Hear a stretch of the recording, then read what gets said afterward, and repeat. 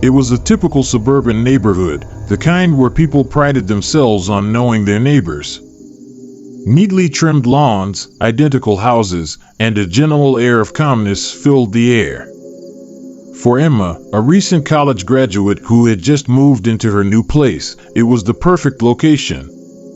Safe, quiet, and just the right distance from her job. She was eager to start her new chapter. But there was one thing that didn't sit right with her, the house next door. From the moment she moved in, something about it made her uneasy.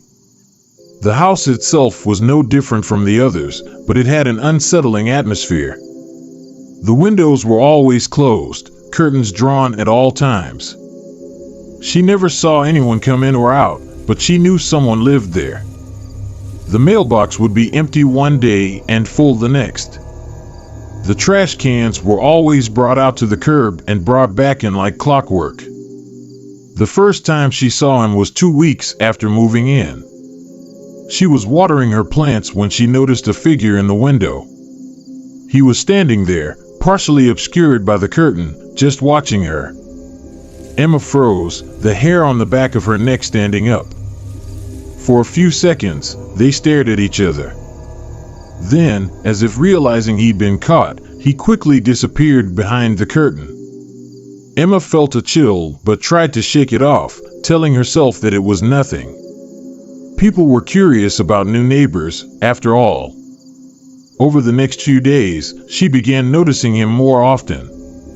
Every time she stepped outside, whether to get the mail or take out the trash, he was there, watching her from behind the window.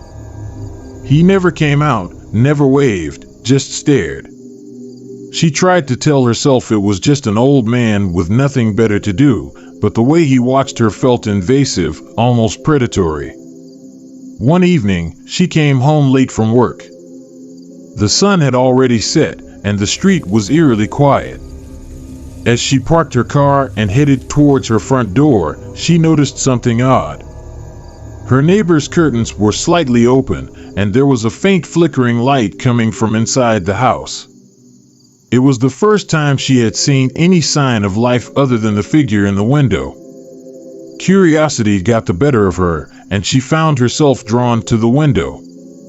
As she approached, she noticed something strange. The light wasn't coming from a television or a lamp. It was a small, dim light, almost like a candle. She hesitated, debating whether to peek inside, but something about the situation felt wrong. She decided against it and hurried inside, locking the door behind her. That night, Emma couldn't shake the feeling of being watched. She lay in bed, trying to convince herself that she was overreacting, that her neighbor was just a lonely old man. But as she closed her eyes, she heard a sound.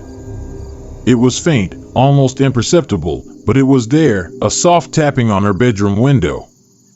Her heart raced as she sat up in bed, straining to hear it again. Tap, tap, tap. Slowly, she got out of bed and crept towards the window. The room was dark, and her fingers trembled as she reached for the curtain. Taking a deep breath, she pulled it back, half expecting to see nothing but an empty street. Instead, she found herself face to face with him.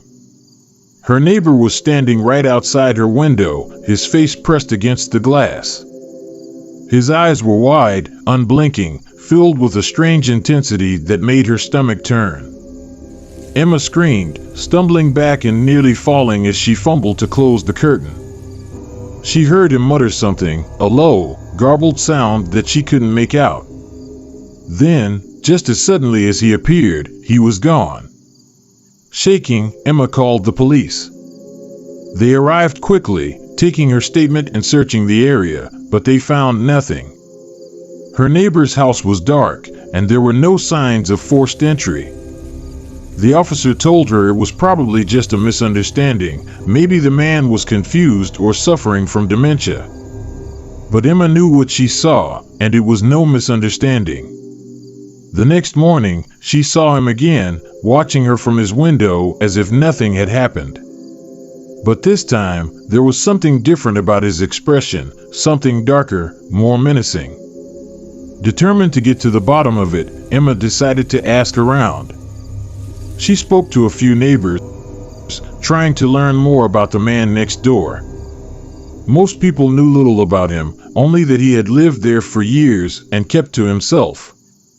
One elderly woman mentioned that she hadn't seen him outside in nearly a decade, not since his wife passed away under mysterious circumstances. Some speculated he was a hoarder, others thought he might be sick, but no one seemed to know for sure. As days passed, the situation grew worse. She began finding strange things around her property, a dead bird on her doorstep, a note with indecipherable scribbles shoved under her door. The final straw came when she found her cat, Snowball, missing. She searched everywhere, but there was no sign of him.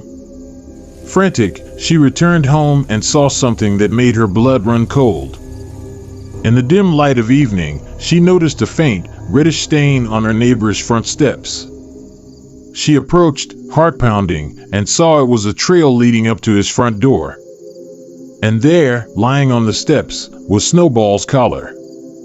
Her hands trembled as she reached for her phone, but before she could call anyone, she heard the creaking of a door. Her neighbor was standing there, his face partially hidden in the shadows. His eyes bored into hers with a look that sent waves of terror through her. He smiled, a slow, chilling smile. "You shouldn't have moved here," he whispered. Emma never felt safe in her own home again. She moved out a week later, but the nightmares continued. Sometimes, she still hears the tapping on her window, even though she's miles away. She can't help but wonder if he's still watching her, waiting, just behind the curtain.